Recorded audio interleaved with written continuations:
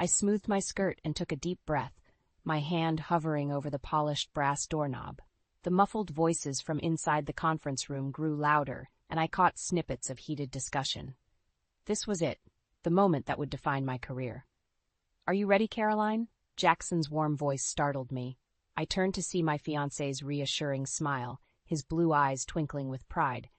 "As ready as I'll ever be," I replied, forcing a smile. "Let's do this." Jackson squeezed my hand and pushed open the door.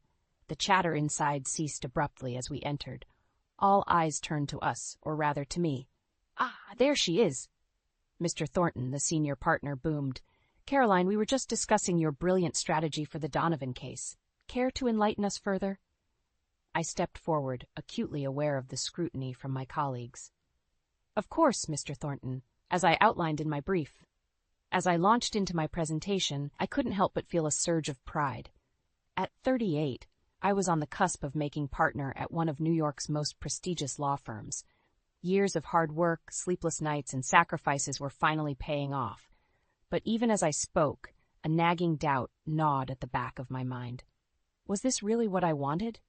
The engagement ring on my finger felt suddenly heavy, a reminder of the other major decision looming in my life. "Excellent work, Caroline," Miss Thornton said as I concluded. "I think we can all agree that with this strategy, victory is all but assured." A round of applause filled the room, and I basked in the moment of triumph. As the meeting adjourned, Jackson approached, beaming. "You were incredible," he whispered, pulling me into a quick embrace. "Mom's going to be so proud when she hears about this." My stomach clenched at the mention of Evelyn, Jackson's mother. Our last encounter flashed through my mind. Her perfectly coiffed hair, designer outfit, and razor-sharp smile that never quite reached her eyes. "Caroline, darling," she had purred, eyeing me up and down. "That's an interesting choice of outfit. I suppose it's practical for your work, isn't it?" I pushed the memory aside and focused on Jackson. "Thanks, honey. I'm just glad it's over. How about we celebrate tonight?" "Actually," Jackson said, his expression turning serious, "I was hoping we could have dinner with Mom. She's in town for a charity event and wants to discuss wedding plans." My heart sank. "Oh, I don't know, Jackson. I've got a lot of work to catch up on, and—" "Please, Caroline," he interrupted, his eyes pleading. "It would mean so much to me. You know how important family is, especially with Dad gone." I bit my lip, torn between my desire to avoid Evelyn and my love for Jackson. The mention of his late father, George, added another layer of complexity. There was something about George's death that never sat right with me, a family secret that seemed to linger just beneath the surface. "All right," I conceded, forcing a smile. "I'll make it work." Jackson's face lit up. "Great, I'll let Mom know. She'll be thrilled." As he walked away to make the call, I slumped against the wall, my earlier elation evaporating. The thought of enduring another evening with Evelyn filled me with dread. But I loved Jackson, and if this was what it took to build a life with him, I would find a way to manage. Little did I know that this dinner would set in motion a chain of events that would challenge everything I thought I knew about love, family, and the price of ambition. As I gathered my things and headed back to my office, I couldn't shake the feeling that I was stepping onto a path from which there was no return. The restaurant buzzed with the quiet chatter of New York's elite, but all I could focus on was the sharp click of Evelyn's designer heels as she approached our table. Jackson stood, beaming, to greet his mother. "Mom, you look stunning as always," he said, kissing her cheek. Evelyn's eyes swept over me, her lips curling into a smile that didn't quite reach her eyes. "Caroline, dear, how nice to see you again." I stood, smoothing my dress. "Lovely to see you too, Evelyn. You look wonderful." "Oh, this old thing?" She waved a dismissive hand, diamond bracelet catching the light. "I just threw it on. Now tell me about this case you've been working on, Jackson. I hear it's quite impressive." As Jackson launched into an explanation of his latest legal triumph, I tried to quell the rising frustration in my chest. It was always like this with Evelyn. Jackson was the sun, and I was barely a distant planet in her eyes. "And what about you, Caroline?" Evelyn's sharp voice cut through my thoughts. "Any exciting cases on your docket?" I straightened, seizing the opportunity. "Actually, yes. I just won a major class action suit against—" "Oh, that's nice, dear," Evelyn interrupted, turning back to Jackson. Now about the wedding plans, I've been thinking. The rest of the dinner passed in a blur of thinly veiled criticisms and pointed questions about my family, my career aspirations, and whether I was truly prepared for the responsibilities of being a Thornton wife. As we waited for dessert, Evelyn leaned in, her voice low. "Caroline, I hope you understand the importance of family in our circle. The Thornton name carries certain expectations." I nodded, forcing a smile. "Of course, Evelyn, I completely understand. Do you?" Her eyes narrowed. "Because I'm not entirely convinced you're ready for this life. Jackson needs a wife who can support his ambitions, not compete with them." My breath caught in my throat. Before I could respond, Jackson returned from the restroom, oblivious to the tension. "Everything okay here?" he asked, sliding into his seat. "Just fine, darling," Evelyn cooed. "I was just giving Caroline some motherly advice." As we left the restaurant, Evelyn pulled Jackson aside for a private word. I hung back, my mind reeling from the evening's events. How could I marry into this family? How could I spend the rest of my life trying to measure up to Evelyn's impossible standards? "Caroline?" Jackson's voice snapped me back to reality. "Mom's invited us for brunch at her place tomorrow. I told her we'd be there." My heart sank. "Jackson, I don't know if that's a good idea. I have a lot of work to catch up on, and—" "Please, Caroline," he pleaded, taking my hands in his. "It means so much to Mom, and to me." I looked into his earnest blue eyes and felt my resolve crumble. "All right," I sighed. "We'll go." Later that night, as Jackson slept peacefully beside me, I stared at the ceiling, my mind racing. There was something about Evelyn's behavior that didn't add up. The way she clung to Jackson, the secretive glances, the veiled comments about family expectations, it all pointed to something deeper, something hidden. And then there was the matter of Jackson's late father, George. Evelyn rarely spoke of him, and when she did, it was with a strange mix of reverence and, was it guilt? I couldn't shake the feeling that there was more to the story of George's death than I'd been told. As dawn broke, I made a decision. I would go to brunch, but this time I'd be prepared. I reached for my phone, opening the voice recorder app. If Evelyn wanted to play games, I'd make sure I had evidence of every word. Little did I know, this simple act of self-preservation would set in motion a chain of events that would unravel the very fabric of the Thornton family and change my life forever. The shrill ring of my phone pierced the quiet of my office. Jackson's name flashed on the screen, and I felt a mix of excitement and dread. "Caroline, I've got news," he said, his voice tinged with excitement. "The firm's sending me to London for 3 months to handle the Blackstone merger." My heart skipped a beat. 3 months? Wow, Jackson, congratulations. I know it's sudden, but this is huge for my career. You understand, right? I swallowed hard, pushing down the conflicting emotions. Of course. When do you leave? Tomorrow morning, he replied. I'm sorry for the short notice. Can you meet me for dinner tonight? We can celebrate before I go. After hanging up, I leaned back in my chair, a wave of relief washing over me. 3 months without Evelyn's constant criticism and meddling. 3 months to clear my head and figure out what I really wanted. That evening, over candlelight and wine, Jackson's eyes sparkled as he talked about the opportunity. I tried to match his enthusiasm, but my mind kept wandering. You've been quiet, he said, reaching for my hand.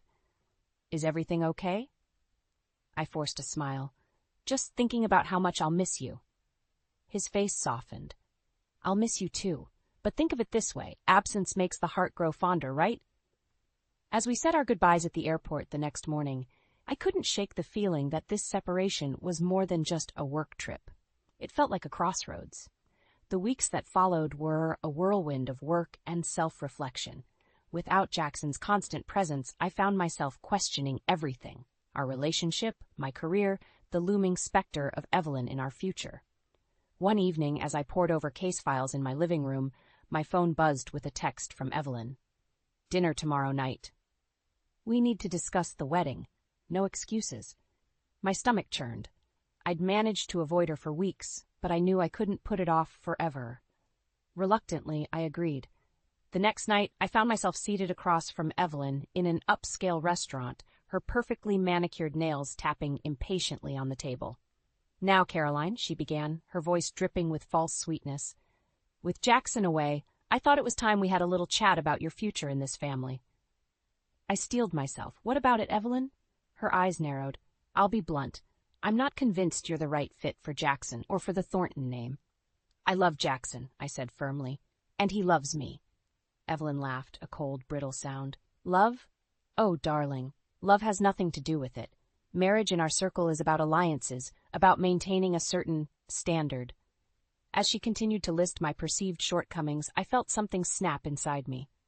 Enough, I said, my voice low but firm. I don't need your approval, Evelyn. Jackson and I— Jackson, she interrupted, doesn't know what's best for him. But I do. I've protected him his entire life, and I won't let you ruin everything I've built. Her words hung in the air, heavy with implication. What do you mean, protected him? I asked, a chill running down my spine. Evelyn's face paled, realizing she'd said too much. Nothing. Forget I said anything. But I couldn't forget. As I left the restaurant, my mind raced. What was Evelyn hiding? What had she done to protect Jackson? Back in my apartment, I paced restlessly, unable to shake the feeling that I was on the verge of uncovering something big. On impulse, I picked up my phone and dialed a number I rarely used. Dad? I said when he answered. I need to ask you something about Jackson's father, George. There's something not right about his death, isn't there? The long pause on the other end of the line confirmed my suspicions. When my father finally spoke, his words sent a chill through me. Caroline, honey, he said gravely, there's something you need to know about the Thorntons, something that could change everything. As I listened to my father's revelation, I realized that my engagement to Jackson was about to become far more complicated than I could have ever imagined. The moment Jackson's plane touched down, my stomach twisted into knots. 3 months apart had done little to quell my anxiety about our future, especially after my father's cryptic revelations about the Thornton family. As I waited at the arrivals gate, my phone buzzed with a text from Evelyn. Dinner at our house tonight. No excuses. I grimaced, shoving the phone back into my pocket, just as Jackson emerged, his face lighting up at the sight of me. Caroline, he swept me into his arms, the familiar scent of his cologne washing over me. God, I've missed you. I melted into his embrace, momentarily forgetting my worries. I've missed you too. As we drove home, Jackson chattered excitedly about his time in London, but my mind was elsewhere. How could I tell him about my suspicions, about the conversation with my father? Caroline, Jackson's voice snapped me back to reality. Are you okay? You seem distracted. I forced a smile. Just tired. It's been a long day. He nodded, then reached into his pocket. Well, maybe this will wake you up. My heart stopped as he pulled out a small velvet box. Jackson, what? I've been thinking a lot while I was away, he said, his eyes shining, and I realized I don't want to waste another moment. Caroline, will you marry me? The world seemed to tilt on its axis. I stared at the glittering diamond, my mind racing. This was everything I'd thought I wanted, but now. Jackson, I began, but was cut off by his phone ringing. It's Mom, he said, answering. Hi, Mom. Yes, we're on our way. See you soon. He hung up, turning to me with an apologetic smile. Sorry about that. Mom's excited for dinner. We can celebrate our engagement there. My protest died on my lips as we pulled up to the Thornton mansion. Evelyn stood in the doorway, her smile not quite reaching her eyes. Welcome home, darling, she cooed, embracing Jackson. Her gaze flickered to me, then to the ring box in Jackson's hand. Her smile tightened. I see congratulations are in order. Throughout dinner, I felt like I was suffocating.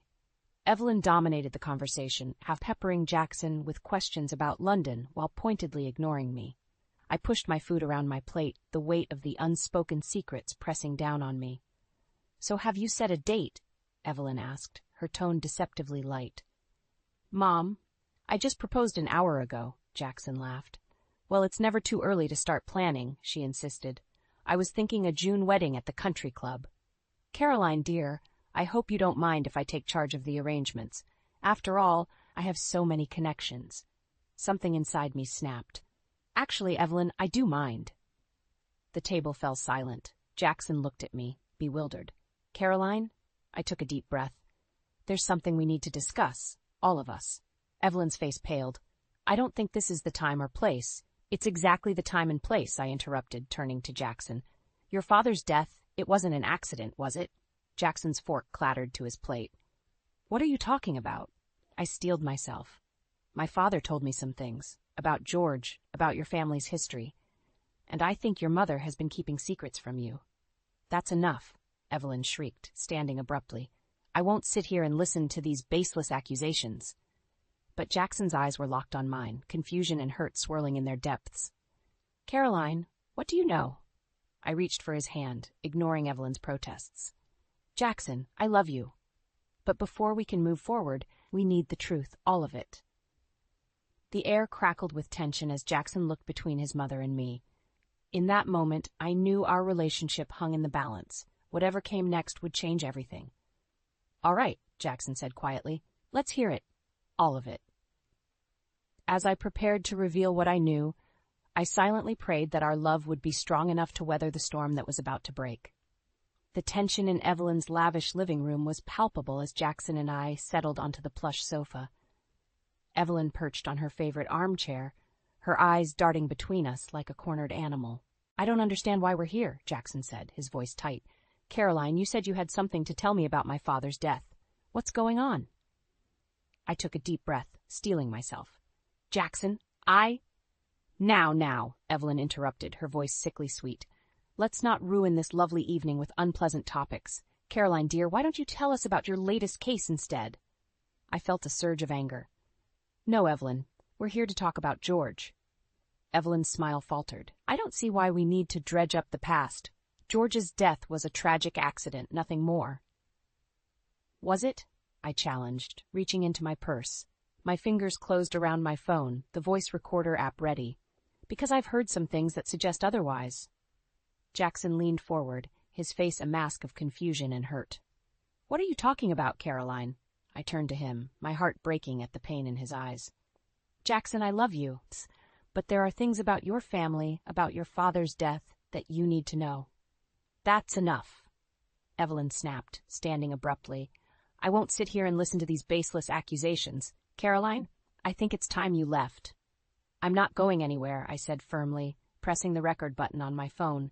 "Not until the truth comes out." Evelyn's eyes narrowed. "Truth? You want the truth? Fine. The truth is you've never been good enough for my son. You're nothing but a gold digger, trying to worm your way into our family." "Mom?" Jackson exclaimed, shocked. But Evelyn was on a roll now, her carefully cultivated facade crumbling. "You think you can come in here and start asking questions about George? You have no idea what sacrifices I've made for this family, what I've had to do to protect Jackson." "Protect me from what?" Jackson demanded, standing now too. Evelyn faltered, realizing she'd said too much. "Nothing, darling. I just meant." "No more lies," I said, my voice steady despite my racing heart. "Tell him the truth, Evelyn, about George's death, about Jackson's real father." The room fell silent. Jackson looked between his mother and me, his face a mix of confusion and dawning horror. "What is she talking about, Mom?" Evelyn's composure cracked entirely. "You ungrateful little witch," she hissed at me. "How dare you come into my home and try to destroy everything I've built?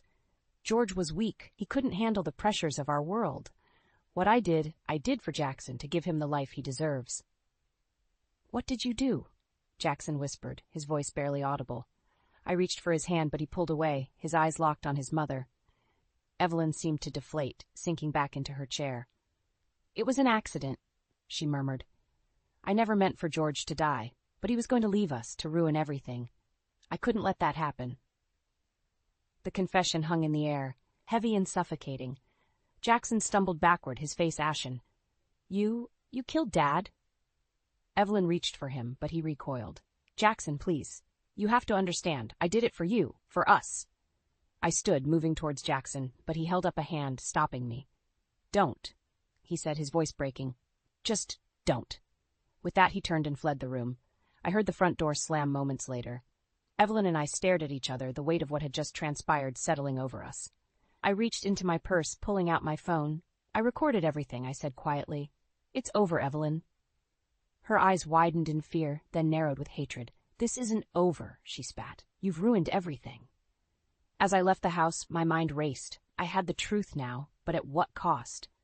Jackson was gone, devastated by the revelations. And Evelyn was dangerous, cornered. I knew in that moment that my next steps would determine not just my future, but Jackson's as well. The truth was out, but the real battle was just beginning. The days following the confrontation at Evelyn's house were a blur of unanswered calls and sleepless nights. Jackson had disappeared, leaving me to grapple with the fallout alone. I'd barely slept, jumping at every noise, half expecting Evelyn to burst through my door at any moment. When my phone rang on the third day, I nearly dropped it in my haste to answer. "Jackson?" "Caroline." Evelyn's icy voice sent a chill down my spine. "We need to talk. Come to the house, now." My instincts screamed at me to refuse, but concern for Jackson overrode my fear.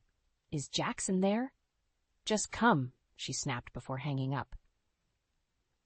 Heart pounding, I grabbed my phone with the damning recording and headed to the Thornton mansion. As I pulled up, I noticed Jackson's car in the driveway. Relief flooded through me, quickly followed by apprehension. What was I walking into? Evelyn opened the door before I could knock, her face a mask of cold fury. "In here," she said, leading me to the study. Jackson sat in an armchair, his face haggard and unshaven. He barely looked up as I entered. "Sit down, Caroline," Evelyn commanded, closing the door behind us. "It's time we settled this once and for all." I remained standing, my hand clutching my phone in my pocket. "Where have you been, Jackson? I've been worried sick." He finally met my gaze, his eyes hollow. I needed time to think about everything. Evelyn circled the room like a predator. "Yes, and we've had quite the enlightening conversation, haven't we, darling?" "What's going on?" I demanded, my anxiety spiking. "What's going on," Evelyn said, her voice dangerously low, "is that you're going to hand over that recording and walk away. Forever." I stiffened. "And why would I do that?" "Because," she smiled, a triumphant glint in her eye, "if you don't, I'll make sure Jackson loses everything. His career, his reputation, everything." "You can't do that," I protested, but doubt crept in. Evelyn's influence ran deep. "Can't I?" she challenged. "One word from me, and every firm in this city will blacklist him, and that's just the beginning." I turned to Jackson, desperate. "You can't let her do this. We have proof of what she did." He looked away, defeated.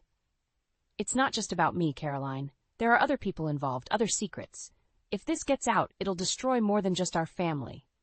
Evelyn pressed her advantage. "You see? You're out of your depth, dear. This is bigger than you can imagine. Now, be a good girl and hand over the phone." My mind raced. Everything I'd fought for, the truth I'd uncovered, was I really going to let it all go? But looking at Jackson's broken expression, I realized the cost might be too high. With shaking hands, I pulled out my phone. "If I do this, you'll leave Jackson alone? Let him live his life?" Evelyn's eyes gleamed. "Of course, dear. That's all I've ever wanted." As I held out the phone, a sudden clarity struck me. This wasn't just about Jackson or me anymore. It was about justice, about the truth. In that moment, I made a decision that would change everything. "No," I said, pulling the phone back.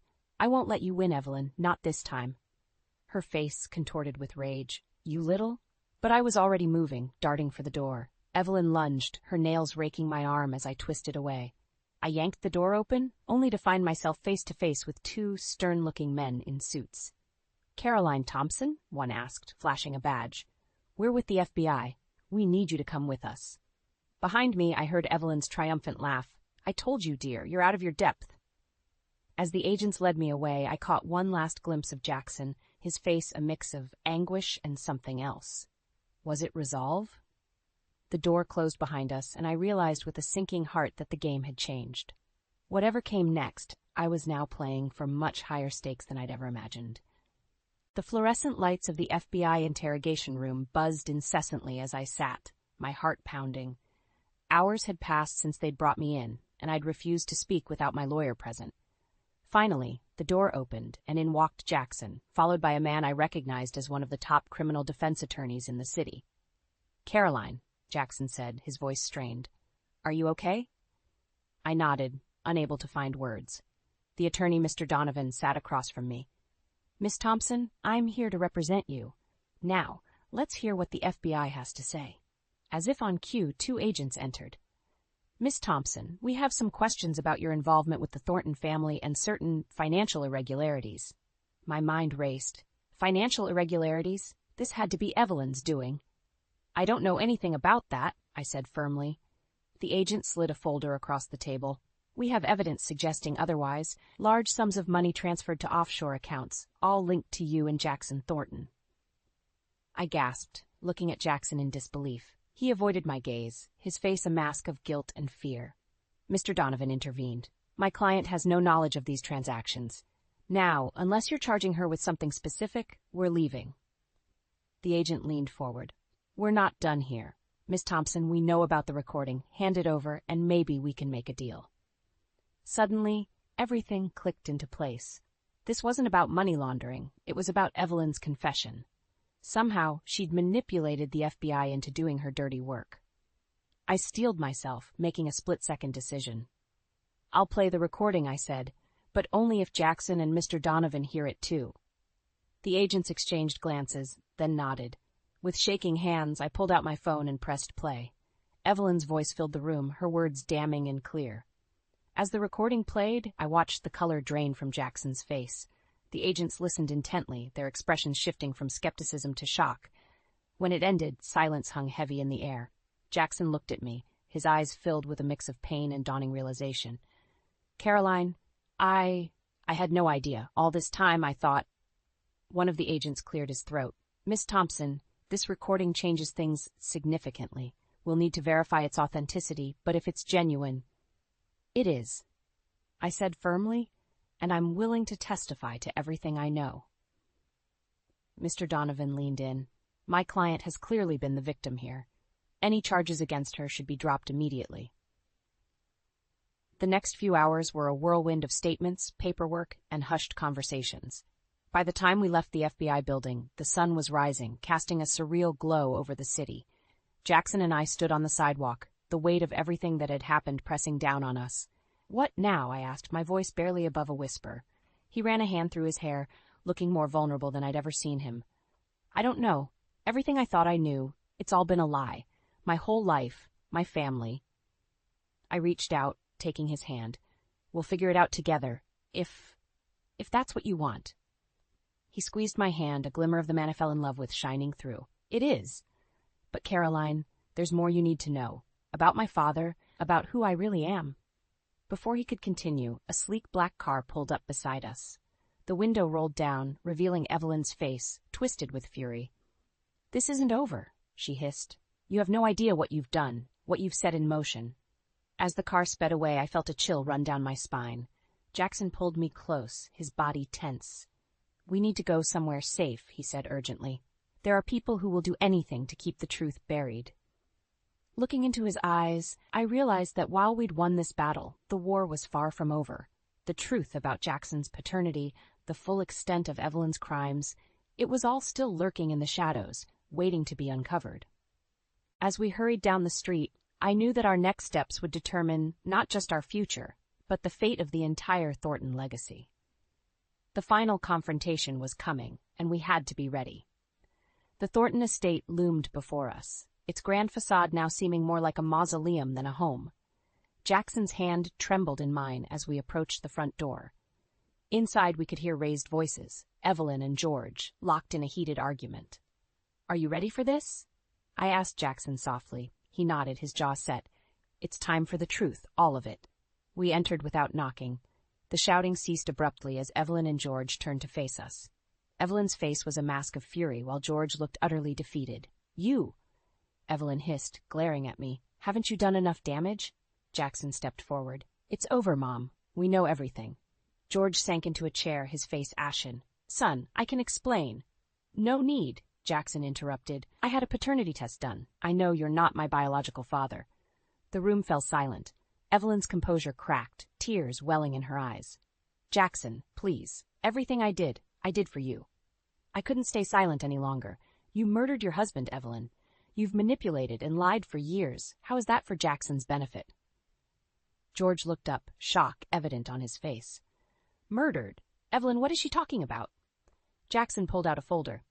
It's all here, Dad. The truth about my birth, about your brother Richard, about everything. As Jackson laid out the evidence, bank statements, medical records, and my damning recording, I watched the last vestiges of the Thornton family crumble. George's face cycled through disbelief, anger, and finally a deep, abiding sorrow. Evelyn, cornered at last, lashed out.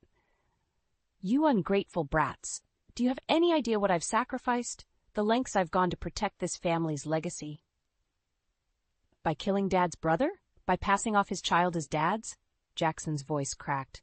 That's not protection, Mom. That's destruction. I placed a hand on Jackson's arm, offering silent support as he continued. I'm done with the lies, the manipulation. I'm done with the Thornton name. Evelyn gasped. You can't mean that. You're a Thornton. No, Jackson said firmly. I'm not, and I never was. He turned to me, his eyes softening. Caroline, if you'll still have me, I'd like to take your name when we marry. Start fresh, build something honest. My heart swelled. Despite everything, our love had endured. Of course, I whispered, squeezing his hand. George stood slowly, looking years older than he had just hours ago. Jackson, son, because you are my son, regardless of blood, I'm so sorry for everything. As George moved to embrace Jackson, Evelyn made a desperate lunge for the folder of evidence.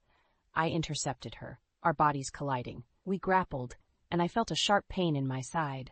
Looking down, I saw a letter opener clutched in Evelyn's hand, its tip stained red. Caroline, Jackson cried out, rushing to my side. Everything happened in a blur after that.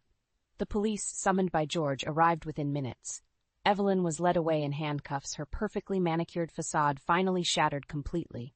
As paramedics tended to my wound, thankfully shallow, I watched the last chapter of the Thornton dynasty come to a close. Months later, as Jackson and I stood hand in hand before a judge, reciting our vows, I reflected on the tumultuous journey that had brought us here. The Thornton name was now a thing of the past, tarnished by scandal and tragedy. But from its ashes, something beautiful had emerged. I now pronounce you husband and wife, the judge declared. Mr. and Mrs. Thompson. As we sealed our union with a kiss, I knew that while the road ahead might not be easy, we would face it together, armed with truth, love, and the strength we'd forged through adversity. Evelyn's web of lies had finally unraveled, and in its place, a new legacy was beginning. One built on honesty, forgiveness, and the unbreakable bond between two people who had weathered the storm and emerged stronger for it. As we walked out of the courthouse into the bright sunshine, I smiled up at my husband. The future stretched before us, full of promise and hope. Whatever challenges lay ahead, we would face them together, as equals, as partners, as the Thompsons.